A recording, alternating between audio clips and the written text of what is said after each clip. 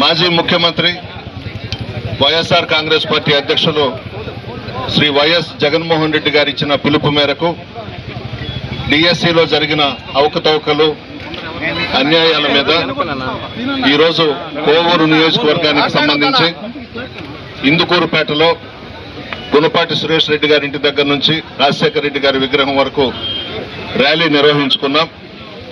ఈ నిరసన ర్యాలీకి ముఖ్య అతిథిగా వచ్చిన వైఎస్ఆర్ కాంగ్రెస్ పార్టీ రాష్ట్ర సిఈసి సభ్యులు జగన్మోహన్ రెడ్డి గారికి అత్యంత సన్నిహితులు పేర్నాటి శ్యాంప్రసాద్ రెడ్డి గారు, అదేవిధంగా ఈ ర్యాలీకి సంఘీభావం తెలియజేయడానికి వచ్చిన గూడూరు నియోజకవర్గం గూడూరు రూరల్ మండల్ కన్వీనర్ విజయ్ కుమార్ రెడ్డి గారు,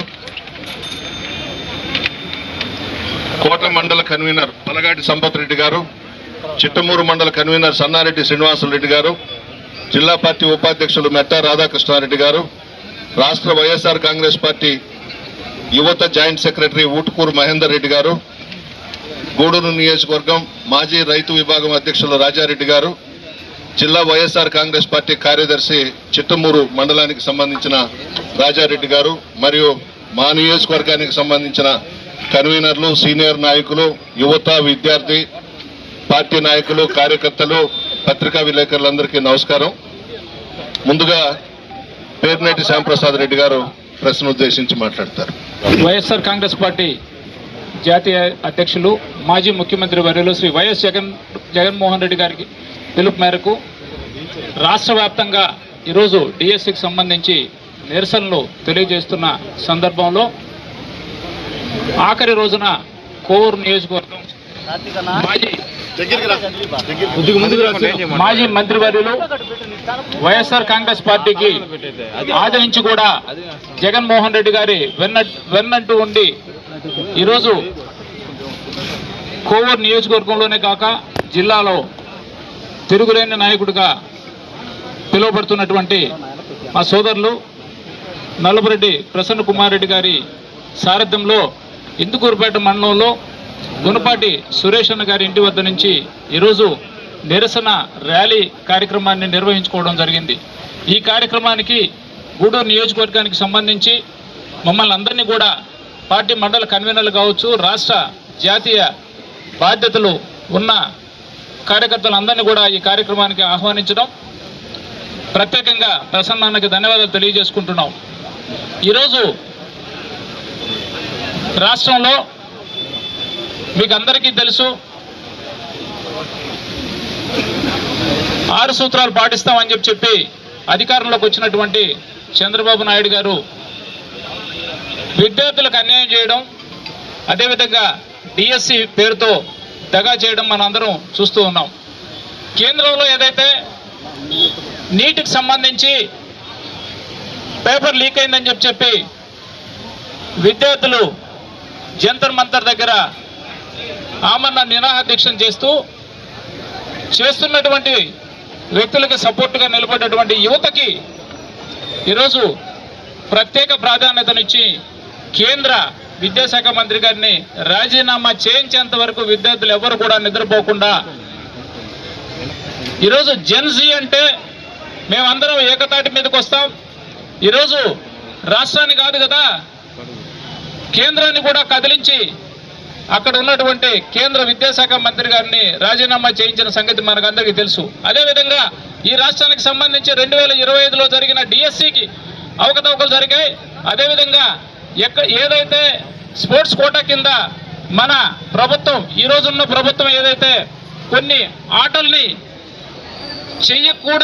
చేర్చకూడనటువంటి ఆటల్ని తీసుకొని వచ్చి డిఎస్సిలో చేర్చారో వీటికి సంబంధించే మేము ఈరోజు అవకతవకలు జరిగాయని చెప్పి వైఎస్ఆర్ కాంగ్రెస్ పార్టీ తరఫున రోడ్లెక్కితే కనీస పార్టీ ప్రతిపక్ష పార్టీ ఈరోజు మాట్లాడుతుంటే ఎవరు కూడా అధికార పార్టీకి సంబంధించి దీని మీద నిర్దిష్టమైన సమాధానం ఇచ్చే పరిస్థితులు లేకుండా పోయినాయి. ఎందుకంటే ఈ రోజు ఉన్న ప్రస్తుత విద్యాశాఖ మంత్రి గారు రాబోయే రోజుల్లో ఈ రాష్ట్రానికి ముఖ్యమంత్రి కావాలని చెప్పి తనదహలాడుతున్న సందర్భంలో ఈరోజు డిఎస్సికి సంబంధించి వైఎస్ఆర్ కాంగ్రెస్ పార్టీ తీసుకున్న నిర్ణయాన్ని ఈరోజు రాష్ట్ర వ్యాప్తంగా కూడా విద్యార్థులు కావచ్చు, విద్యార్థి తల్లిదండ్రులు కావచ్చు రోడ్ల మీదకి వచ్చి ఈరోజు మాకు వైఎస్ఆర్ కాంగ్రెస్ పార్టీకి సంఘీభావం తెలియజేస్తూ అదేవిధంగా లోకేష్ బాబు గారిని రాజీనామా చేయాలని చెప్పి మూకుమ్మడిగా ఈరోజు రోడ్ల మీదకి వచ్చిన పరిస్థితి మీరందరూ కూడా గమనిస్తూ ఉన్నారు.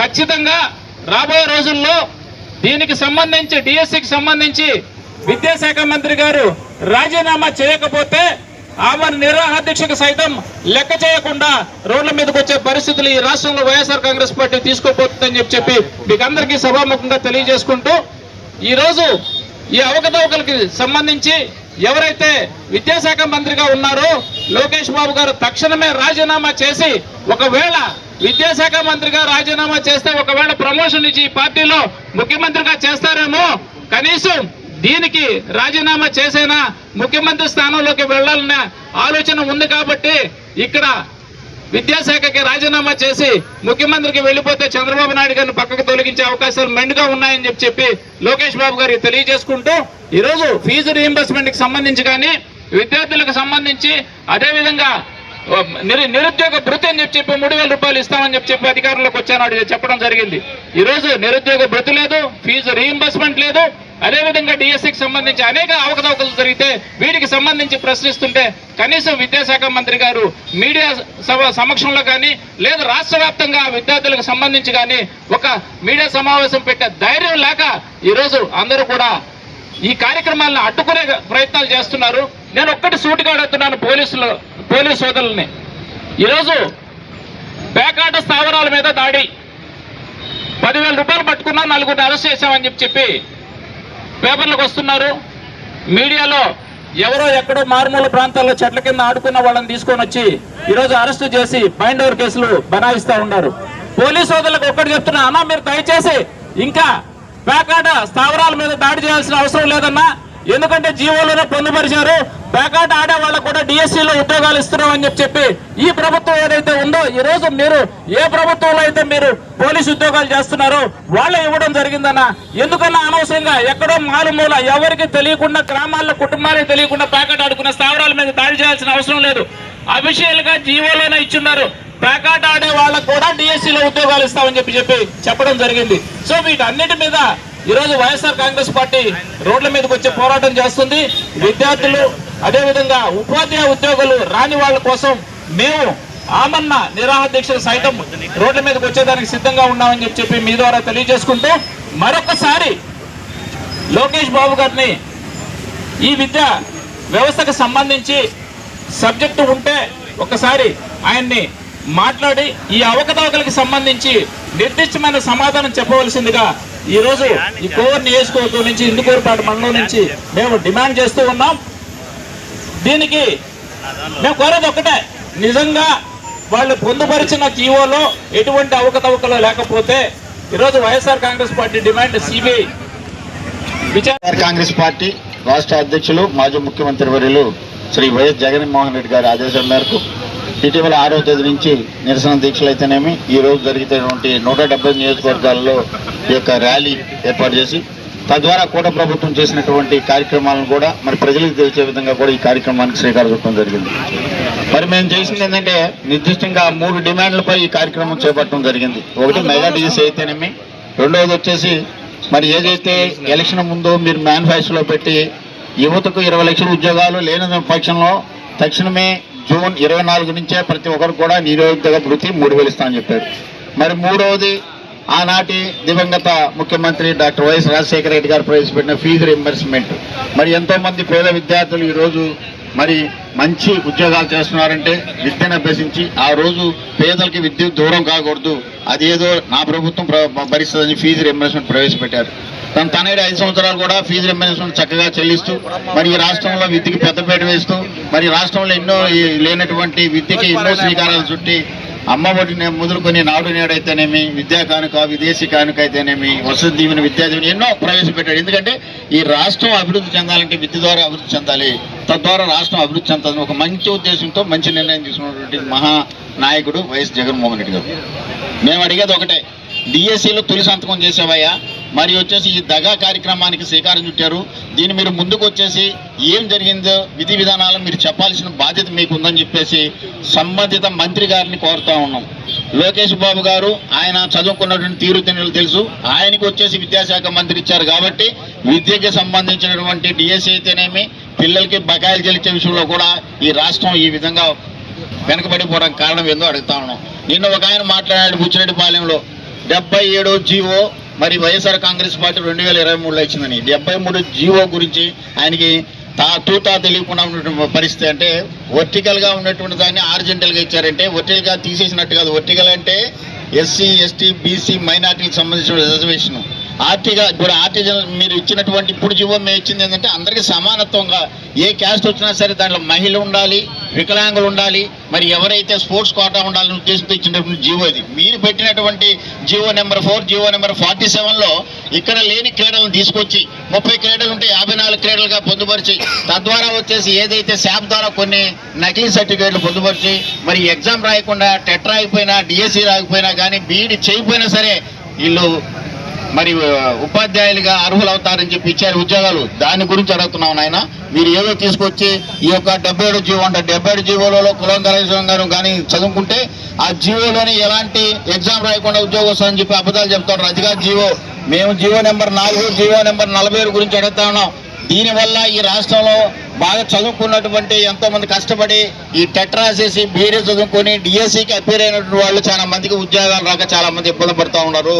మీరు ఎందుకు చేస్తున్నారంటే మా అధినాయకుడు జగన్మోహన్ రెడ్డి గారిని ఉద్యోగంలో ఇబ్బంది పడి ఉద్యోగ అర్హులై ఉద్యోగం రానటువంటి 100 మంది పోయేసి కలిసినారు. మరి 1135 మంది ఆల్రెడీ ఇప్పటికి కూడా మీ స్టేట్లో ఉన్నటువంటి ప్రిన్సిపల్ సెక్రటరీ గారు చెప్పారు గ్రీవెన్స్ ద్వారా వీళ్ళందరూ మాకు అప్లై చేసుకుంటారని. మరి 100 మంది పైగా న్యాయస్థానాలు ఆశ్రయించున్నారు. ఇటువంటి కార్యక్రమంలో మరి మీరు తొలి సంతకం చేసి మరి ఈ రాష్ట్రంలో ఉన్నటువంటి ఏదో మేము సాధించామని చెప్పుకున్నారే, మరి దీన్ని అనుకున్నటువంటి లోతుబాట్లు ఒకసారి గుర్తు చేస్తూ దీని ద్వారా అయినా రాబో రోజుల్లో కూడా ఇంకా ఎన్నో కార్యక్రమాలు చేపట్టినా కానీ అన్ని చీకటి ఒప్పందాలు అది కార్యక్రమాలు జరుగుతున్నాయి. కాబట్టి మా దగ్గర ఆడియోలు ఉన్నాయి, మీకు కావాల్సిన డాక్యుమెంట్ ఎవిడెన్స్ ఉందని చెప్తే దాని ముందుకు వచ్చి మాట్లాడే మగోడు ఒకరు లేరు. నేను ఏదో 2 తూతూ మంత్రాలుగా జూనియర్ నాయకుల చేత మాట్లాడించారు. మేము చెప్తాను ఒకటే మాట చెప్తాను, మేము ఫీజు రియంబర్స్మెంట్ మీరు చెప్పలేదా ఎలక్షన్లో? మరి నిరుద్యోగ మీరు చెప్పలేదా? డిఎస్సి గురించి మీరు చెప్పారు, మేము బ్రహ్మాండం చేసామంటున్నారు, మీరు చేయలేదన్నారు కదా, అదే నిరూపించండి. కేవలం దానికోసం కదా మేము ఇంత కష్టపడి జగన్మోహన్ రెడ్డి గారి ప్రభుత్వంలో ఏదైనా కానీ విద్యార్థి కానీ యువత కానీ మహిళ కానీ రైతులు కానీ రోడ్డు మీదకి వచ్చారా? మీరు చేసినటువంటి కార్యక్రమాలు మీరు చెప్పి అబద్ధాలు చెప్పి అధికారంలోకి వచ్చి ఈరోజు మరి ఈ రాష్ట్రంలో ఉన్నటువంటి ప్రతి ఒక్కరిని కూడా రోడ్డు మీద తీసుకొచ్చిన తర్వాత కూటమి ప్రభుత్వం. ఇప్పుడు మనం ఏదో ఆఫ్ఘనిస్తాన్ పాకిస్తాన్ వాళ్ళకి ఎరగపోయినట్టు మా అన్నల పోలీసులు పైన చూడు ఎన్ని డ్రోన్లు ఎగరేస్తున్నారు. మరి ఎగరేసింది ఏమో ఎగరేయరు, మరి ఇక్కడికి వచ్చి ఏదో ఎగరేసుకొని ఏదో చేస్తా ఉంటారు. మేము చెప్పాయా మేము నిరసన ర్యాలీ జరుపుతున్నాం, మనం చేసిన కూడా నిరసనగా దీక్షలు చేశాం. ఈ రాష్ట్రంలో ఎక్కడ కూడా ఏదైనా ఒక చిన్న అవాంతమైన సంఘటన జరిగిందా? మా అధినాయకుడు జగన్మోహన్ రెడ్డి గారు మాకు నేర్పించాడయా? మీలాగా చేసే పరిస్థితి కాదు, మీ లాంటి ఈ యొక్క కూటమి ప్రభుత్వ నాయకులు చేసే కార్యక్రమాలు కాదు. ఏదైనా సరే వీటి ద్వారా మా మీద కేసు పెట్టడానికి ఇవన్నీ చేస్తూ ఉంటాం. మేము వాటికి భయపడేవాళ్ళం కాదు. ఆల్రెడీ కేసులన్నీ పెట్టించుకున్నాం, జైలు కూడా పోయిస్తున్నాం, కానీ దానికి ఏం భయపడం.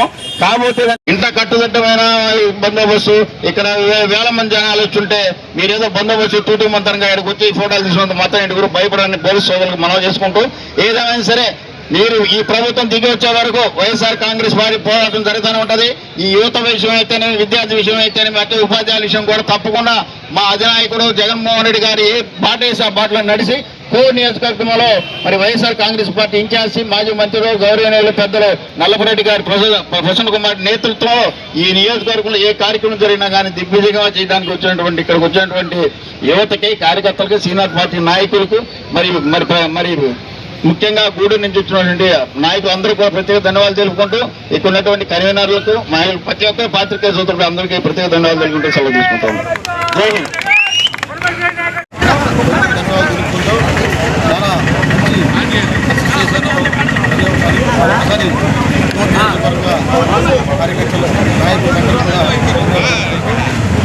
మేము డిమాండ్స్ అన్ని కూడా 2 డిమాండ్లు ఉన్నాయండి. ఈ యొక్క సిబిఐ ఎంక్వైరీ లోకేష్ గారు